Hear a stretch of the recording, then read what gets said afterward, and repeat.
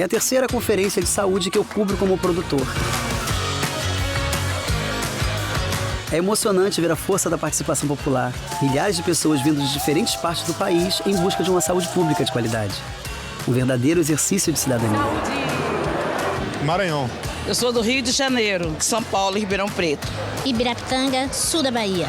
Do Rio Grande do Sul. Valparaíso de Goiás.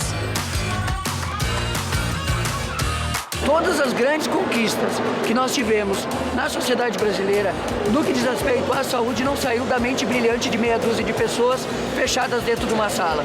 Saiu, com certeza, de amplos debates feitos com a participação da sociedade.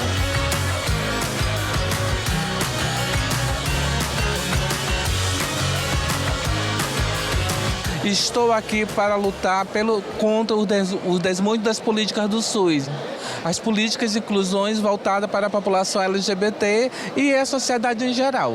O nosso trabalho aqui na conferência é defender os direitos das pessoas com deficiência. Todo o povo Apurinã, estou aqui representando o Fórum de Presidente de Condiz no Conselho Nacional e estou aqui pela causa das políticas públicas, para a melhoria das políticas públicas de saúde como um todo no nosso país, no nosso Brasil. Além do que também a minha causa maior é a saúde indígena.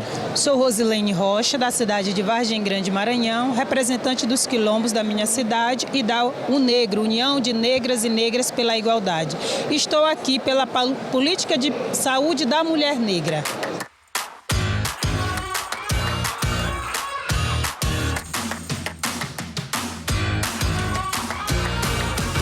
Uma verdadeira festa da democracia. Foi isso que eu vi na última conferência de saúde. Os debates lá duraram o dia inteiro entre pessoas de diferentes classes sociais que vieram de várias partes do país. Mas nem sempre foi assim. Foi o que pesquisou o cientista social e doutor em saúde pública Paulo Henrique de Almeida. Ele lembra como eram as conferências antes de existir o controle social. O primeiro ponto é que a ideia de controle social surge depois, né?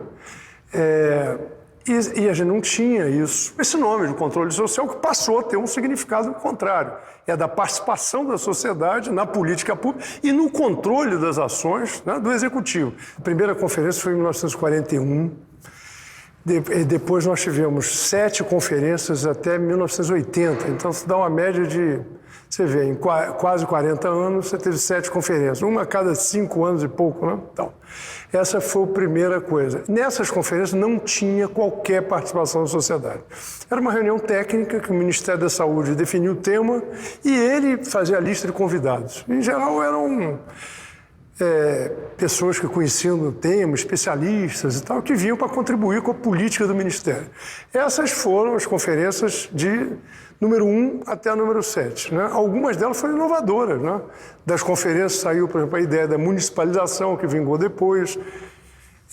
De outras saiu a ideia do Sistema Nacional de Saúde.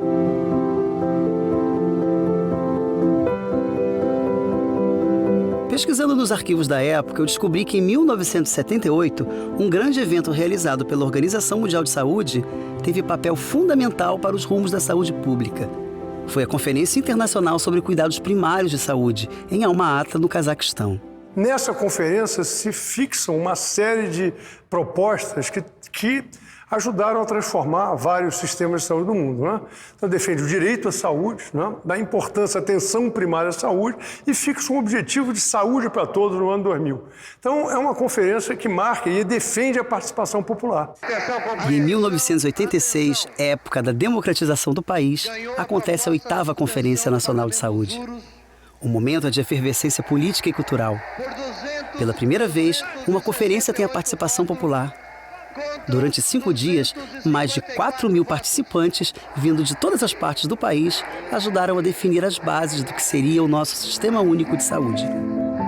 A participação popular é um marco no modelo de fazer conferências no país. Na 8ª, foram debatidas diretrizes de um sistema de saúde único e descentralizado, com 3 bases distintas. Saúde é direito de todos e dever do Estado, o financiamento setorial e a reforma do Sistema Nacional de Saúde.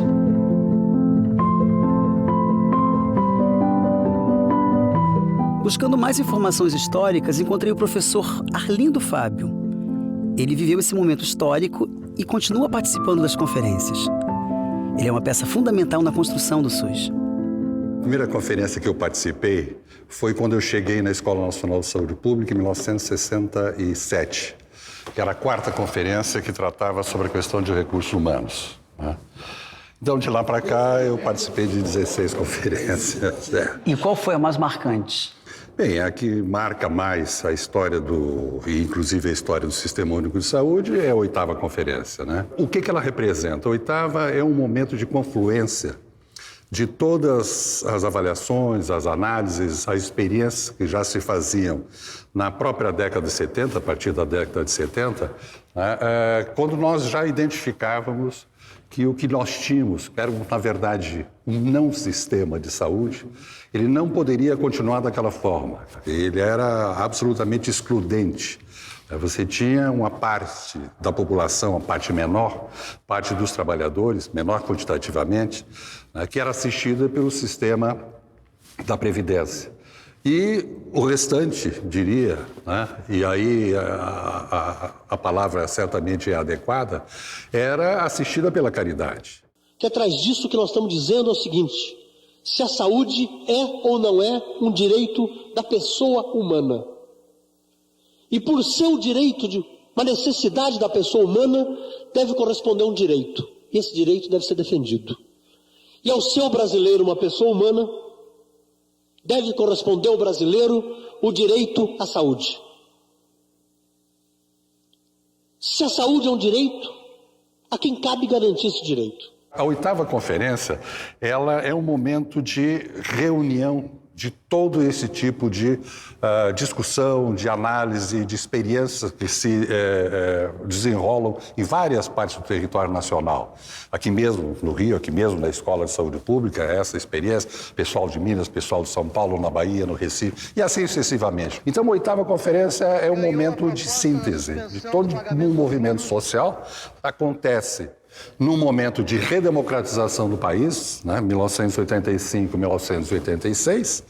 Portanto, nós estávamos todos chamados, na verdade era isso, socialmente chamados a inovar e ousar, entende, uma nova proposta.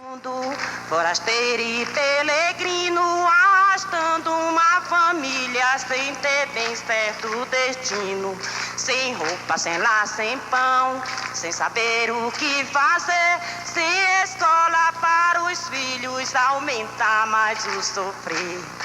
Assim o mundo não pode sobreviver, sem terra para cultivar. O país está integralmente numa convocatória, que foi fantástico, porque pela primeira vez a sociedade se fez representar no debate sobre as questões de saúde. Aqui pela primeira vez se encontram o setor saúde com a sociedade.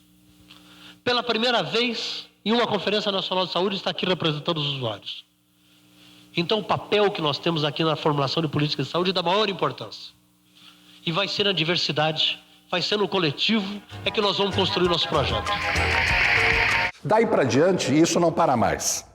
Então, se você tem, na 8ª, já um grupo quase 2.000 pessoas, se bem me recordo, você vai tendo 3.000, 4.000, 5.000, e não é só o quantitativo, mas é que isso representa, sim, uma participação da sociedade nos debates locais, nos debates nos estados, trazendo depois para a dimensão nacional das propostas, das políticas de saúde que vão ser implantadas. Mas a história não parou por aí. Outras conferências aconteceram, só que agora com uma participação efetiva da sociedade. A mobilização em todo o país na 8ª conferência levou a que a 9ª fosse uma consequência disso, mas uma consequência já operacional. Ou seja, o que se discutia é que o poder não podia ficar concentrado, entende, no nível nacional, sabe? Quer dizer, não é Brasília que tem que determinar, quem tem que determinar é quem executa, né? E isso está colocado no nível municipal. E essa era e segue ainda sendo uma consigna muito importante, entende, todo o processo da reforma sanitária brasileira ainda hoje. A conferência, ela discutiu e estabeleceu orientações, por exemplo, para a organização dos fundos municipais de saúde, que não existiam, que era fundamental para o recebimento dos recursos e que pudessem ser controlados, inclusive, pela sociedade. Estabeleceu as bases, né, do funcionamento dos conselhos municipais de saúde, das conferências municipais de saúde, ou seja, nós queremos que este poder ele se distribua, entende, pela sociedade, onde ele deve estar, é isso? Então nós temos que ter alguma organização disso. E a 9ª conferência foi exatamente nessa direção, de organizar essa participação da sociedade e dos governos locais através da descentralização das ações e serviços de saúde. Mas um dos momentos que me chamou muito a atenção, que foi muito emocionante, no momento que eu estava lendo o relatório final, e o texto dizia assim, né? E também especial atenção aos deficientes. Quando eu disse isso, na primeira fila havia uma série de cadeirantes e eles imediatamente pegaram a cadeira e começaram a bater no chão e a gritar. Parou, eu parei, né? A plenária toda também ficou em suspeição. Aí eu pedi que levasse o microfone, o microfone foi levado para um deles e disse assim, nós não somos deficientes, né? Na época era assim, nós somos portadores de uma deficiência. Esse conceito hoje já está superado, mas não importa. Mas é que, só para te dizer que não só do ponto de vista de elaboração de políticas, não é? As conferências foram sempre importantes e determinantes, mas também do ponto de vista de correções de rumos, de determinados rumos.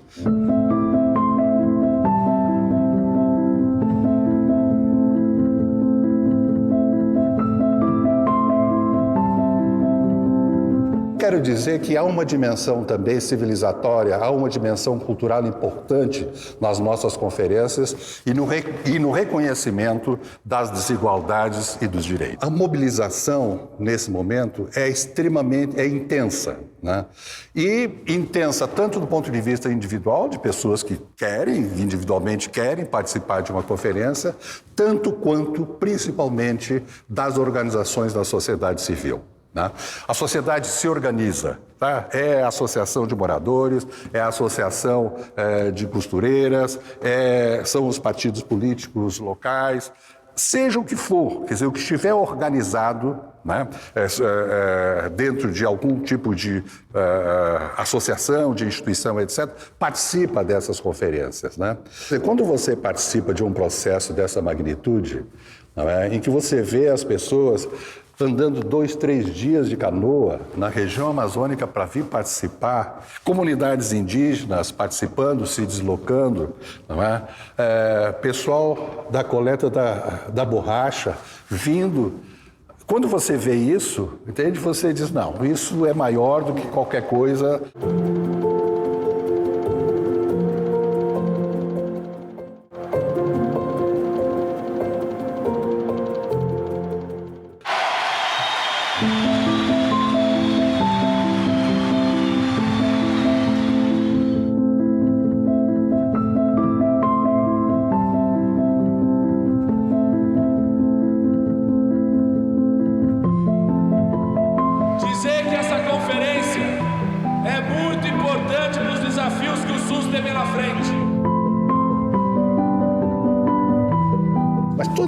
Que você ou vai para o exterior ou alguém vem para cá e a gente conversa sobre o Sistema Único de Saúde, a questão do controle social, e se coloca a questão dos conselhos e particularmente das conferências, eles abrem os olhos assim, como é que vocês fazem isso?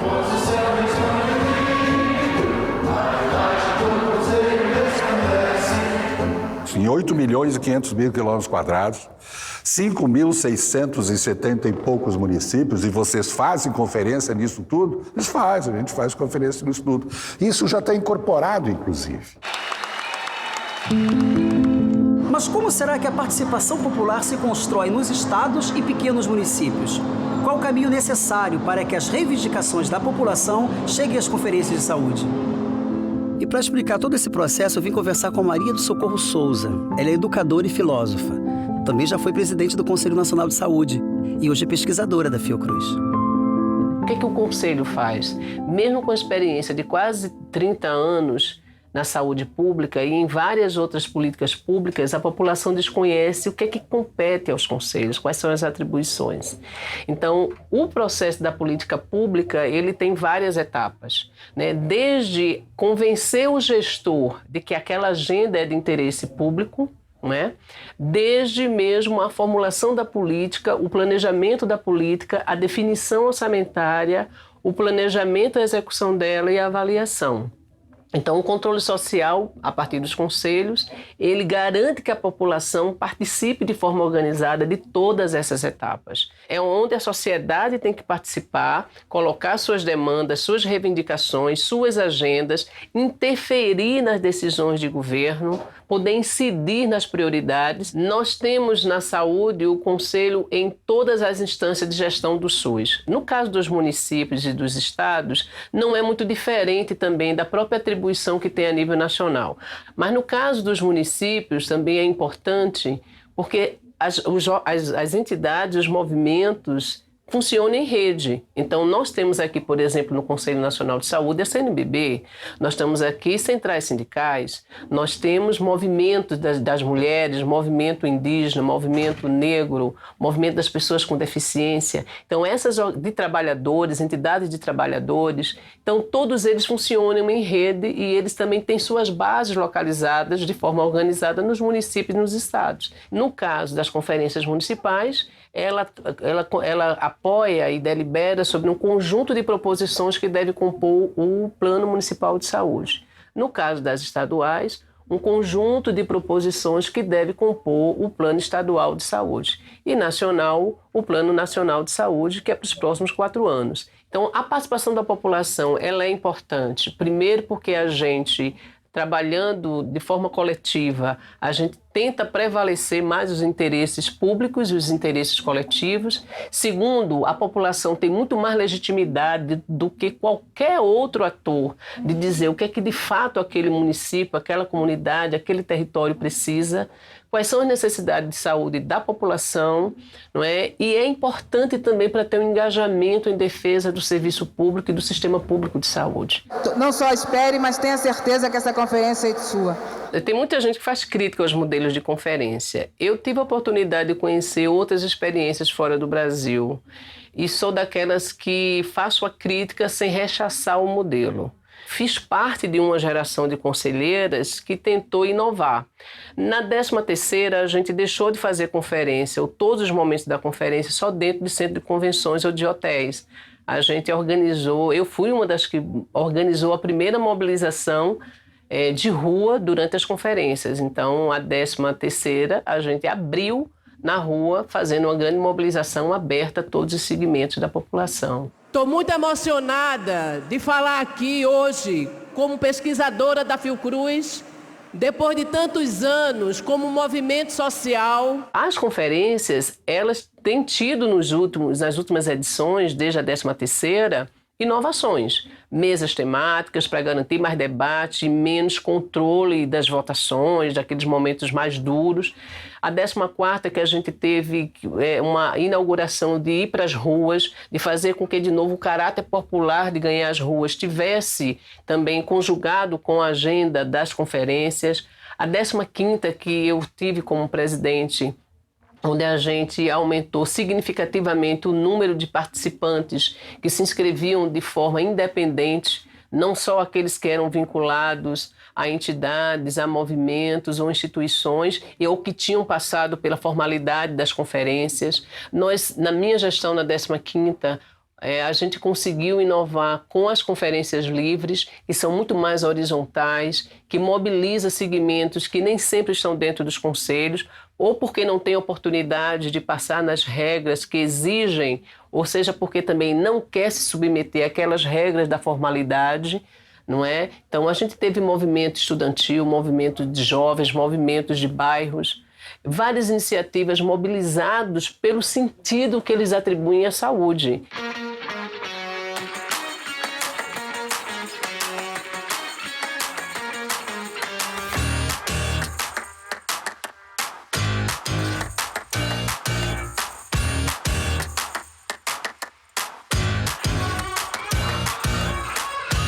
Defender os princípios básicos do SUS, a saúde pública como direito de todos e a democracia são os principais pontos dessa edição. É um resgate à 8ª Conferência Nacional de Saúde, que aconteceu em 1986. Quem explica é Fernando Pigato, presidente do Conselho Nacional de Saúde.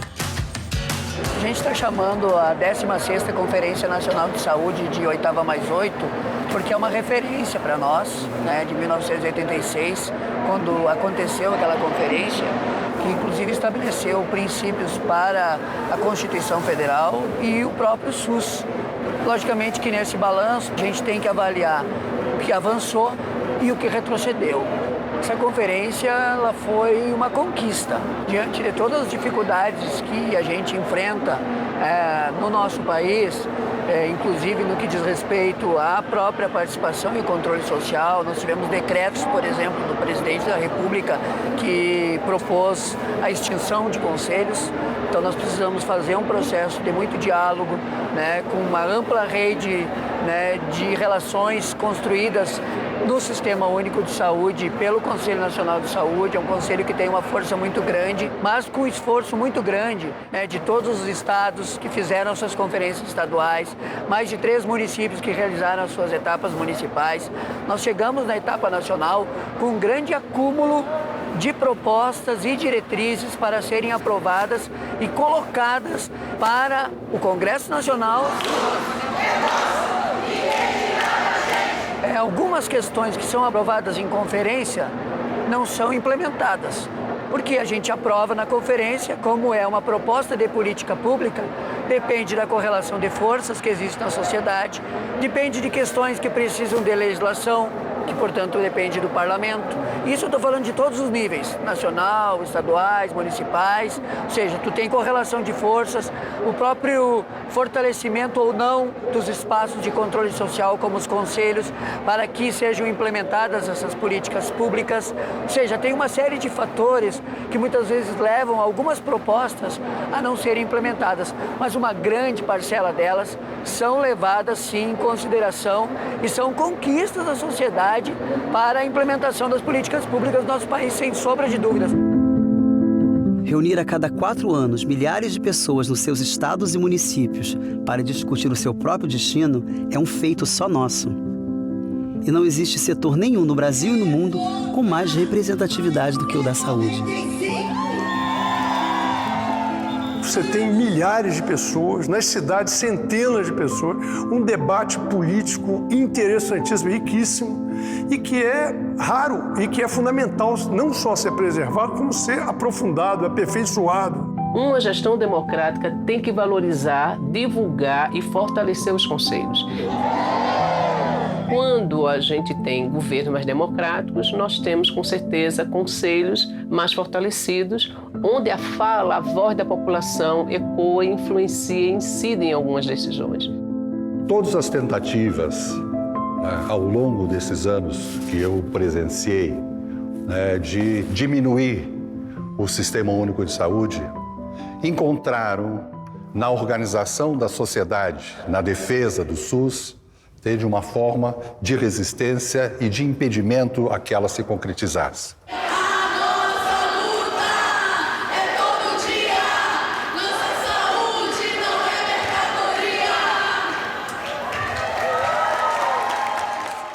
Vamos trazer a dignidade ao povo brasileiro através do seu SUS, através de saúde pública, através de uma melhoria na qualidade de vida do povo. Significa defender o SUS, que é o nosso maior patrimônio. E a gente está aqui lutando por esse SUS e pelo povo, e para o povo a gente vai querer o SUS, esse SUS de qualidade que a gente tanto almeja.